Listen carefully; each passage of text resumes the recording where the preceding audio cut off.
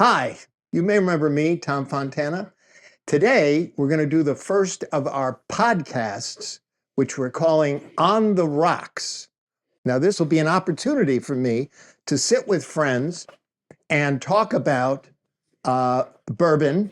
And each week we will taste a different brand of bourbon. And then we're going to talk about, in this particular podcast, the next three posts that we're going to launch starting at Sunday at 10 o'clock Eastern Standard Time. Anyway, my first guest, I'm very proud and happy to say, is David Laundra. Now, if I were a more generous person, this wouldn't be called Tom Fontana Presents. This would be called Tom and David Present, or Laundra and Fontana Present, because David has been fundamental in getting this up off the ground, both creatively and technically, of which anyone who knows me knows I am a techno dinosaur. So let us begin on the rocks. David, I have one of my two favorite bourbons, Buffalo Trace, which is made by the same distillery that makes Pappy Van Winkle, which is an extraordinarily expensive and, in my mind, overrated bourbon. I think Buffalo Trace, which is a reasonable price, is just as good. So let me pour you some bourbon. I don't actually drink bourbon. What? I've never developed a taste for it. Oh, well, no bourbon, huh? Okay. Sorry. Well, no. You know, It was a very nice introduction. I really appreciate it. But if anything goes wrong, it's really his show. It's not my show. Well, if you don't drink bourbon, which is inconceivable to me, what do you drink? I like Irish whiskey. Irish whiskey. Yeah. Wait a minute. Do you know Writer's Tears? Writer's Tears. Yes, indeed. Excellent. Okay, well, why don't you give us a quote by Mr. Twain? We'll pour our drinks, and I will light up my cigar, and we'll get this thing going. Get it going, yes. I just happen to have a quote or two here from Mr. Twain, who was a bourbon drinker. Of course he was. Well, in his early days, but then he matured and he changed to Scotch. Really? Yes. You know, his later stuff was shit. I can just go on record saying that. I always take Scotch whiskey at night as a preventative of toothache. I've never had the toothache, but what's more, I never intend to have it. Too much of anything is bad, but too much good whiskey is barely enough. Brilliant. One other one. Total abstinence is so excellent a thing that it cannot be carried to too great an extent. In my passion for it, I even carry it so far as to totally abstain from total abstinence. Okay, well. The man could turn a phrase. There's yours. Here's mine. Thank you, sir. And my favorite, I drink to make other people more interesting. So, Mark Twain not only drank bourbon when he was a good writer, he also smoked cigars.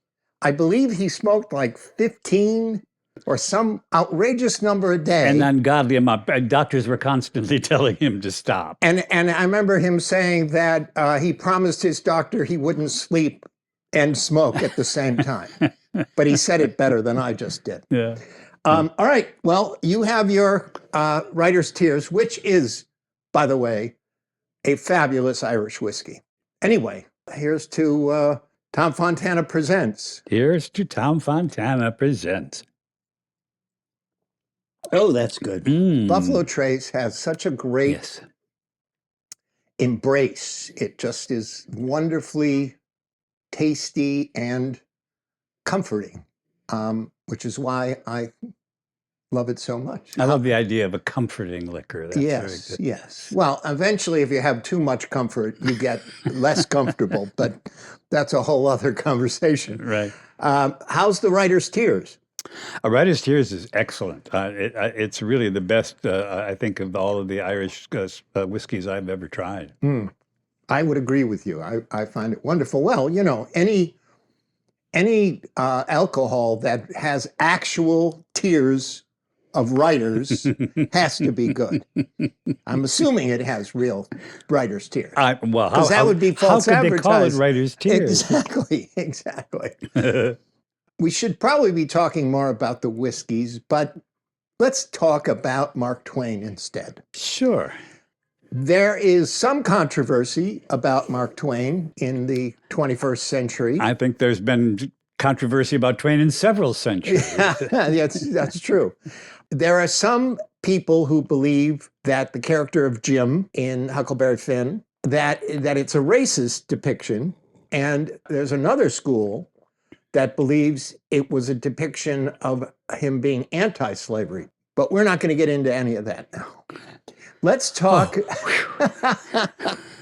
The thing we have to remember about Twain is there were wonderful American writers prior to him, Washington Irving being another of my favorites. Yes, certainly. James Fenimore Cooper.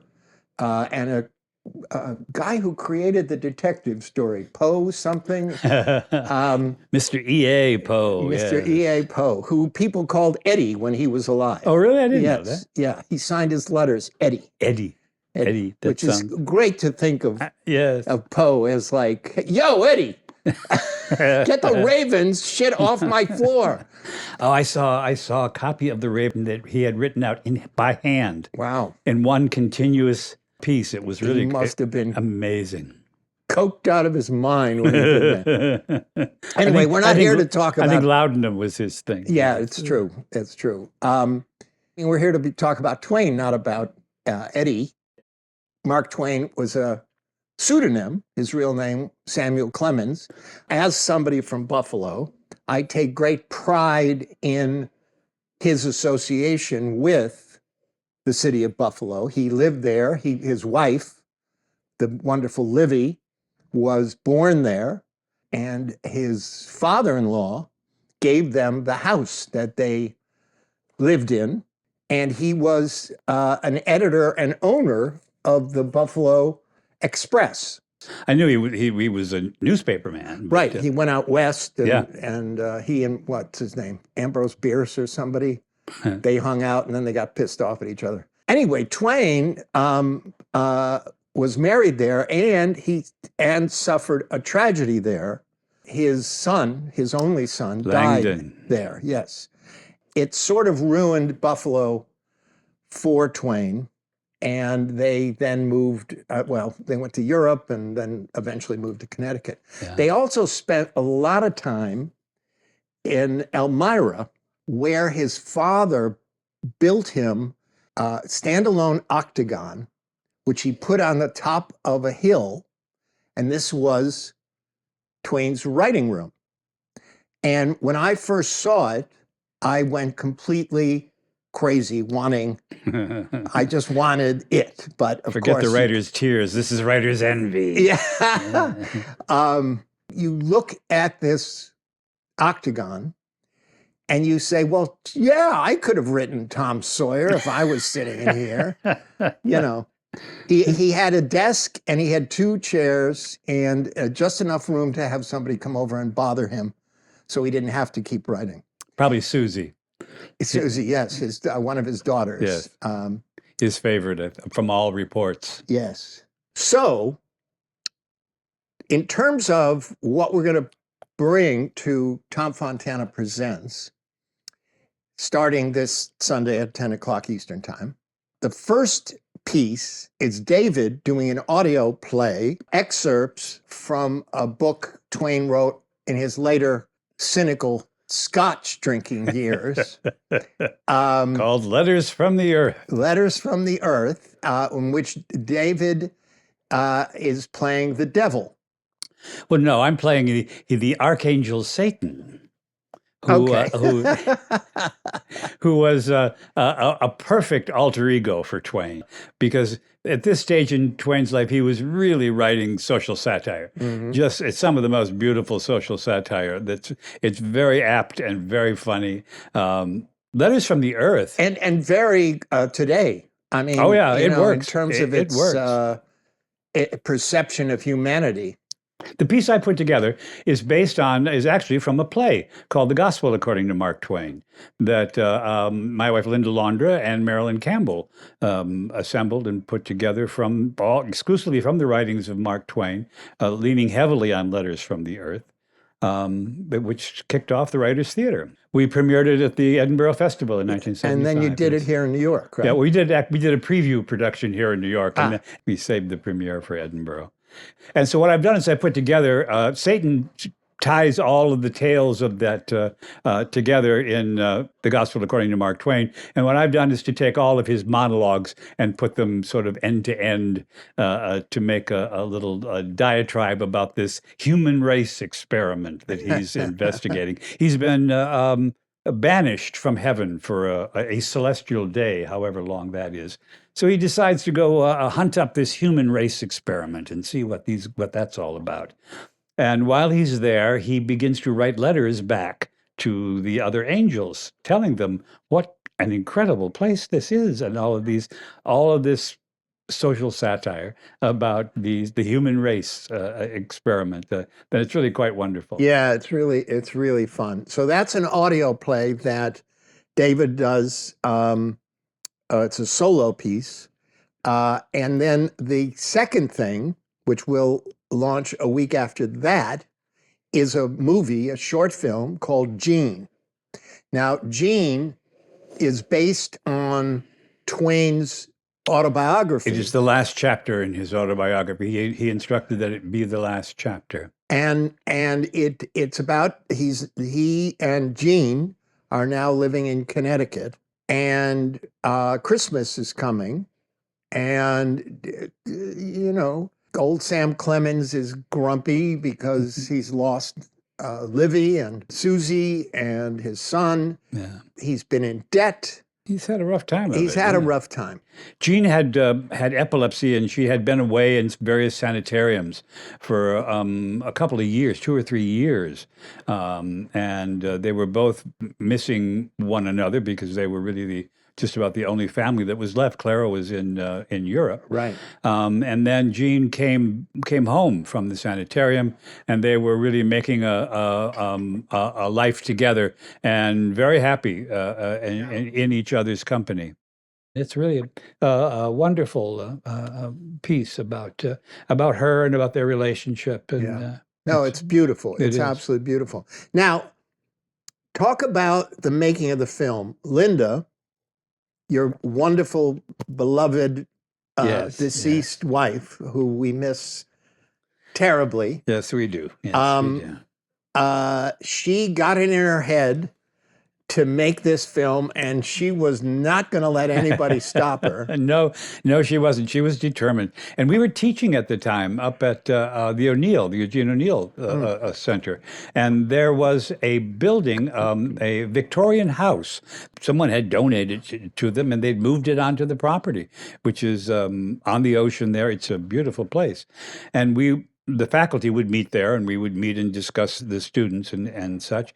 And we were there, and Linda said, we could make Gene here. We could use this house and make Gene here.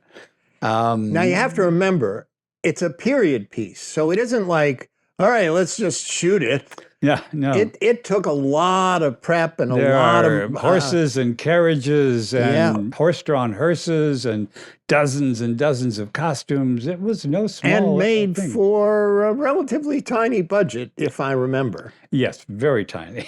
But that was Linda. She got it done. And then the third post, which will be a week after Gene, is something I've written. And it's called The Confederate Yankee in King Arthur's Court. Not the Connecticut Yankee in King Arthur's Court, the Confederate Yankee. And the reason I'm calling it that is because, of course, Twain, when he was a boy, was in the Confederate Army during the Civil War. He didn't last that briefly, long. Yes. I think it was his first, okay, this is just not what I want to be doing with my life. Right.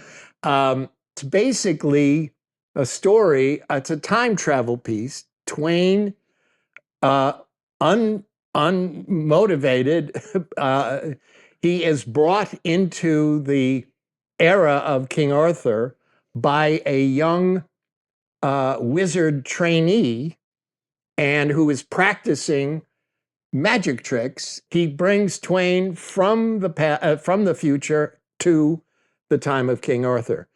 And so there are elements that are similar to a Connecticut Yankee in King Arthur's Court, though I would be a fool to pretend that it's as good.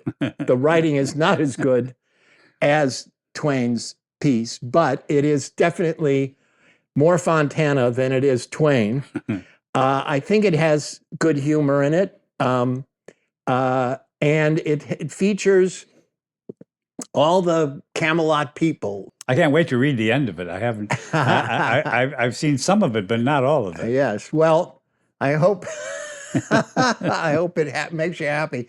But what we're going to do is we're going to release the first chapter for unpaid subscribers, and then if you want to read more, only the paid subscribers will be able to read the entire piece.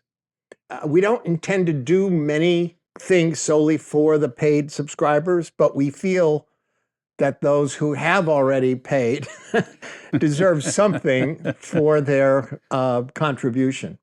And again, if you remember, all the money that we raise through the Substack channel will go into a fund to create more content, more films, more audio plays, more short stories. It's the extraordinary thing about Tom Fontana Presents is that it is literature, it is video, it is audio, it is all of these different mediums mixed and matched in a way that that really hasn't been possible before this kind of platform existed. So it's kind of exciting. It's we sometimes refer to it as the writer's theater of the internet. And just to talk about the writer's theater for one brief moment, when I came to New York to be a playwright, fool that I was, David and Linda Londra had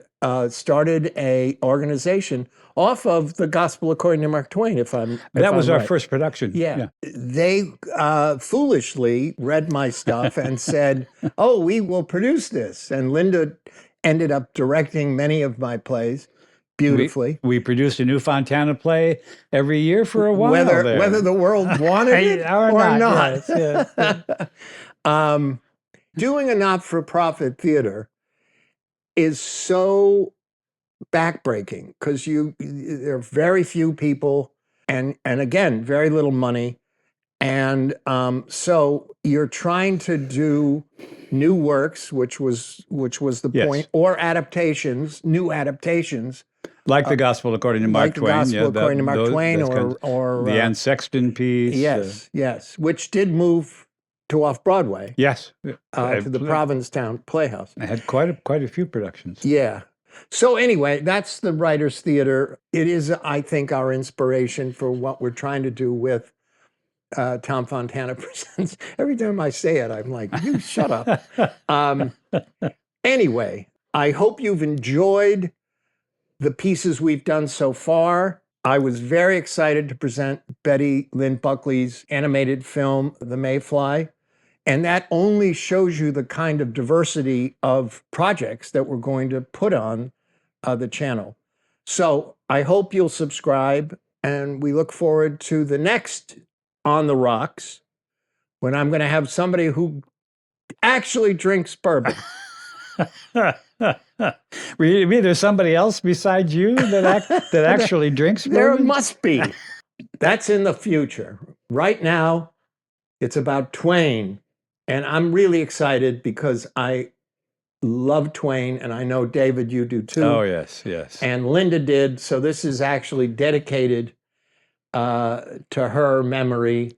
And thank you all for watching. And please look for Letters from the Earth the audio play, then the short film Gene, and then finally the novella Confederate Yankee in King Arthur's Court. And forget this Bourbon stuff. Writer's tears. That's the thing. He'll never be on this podcast again.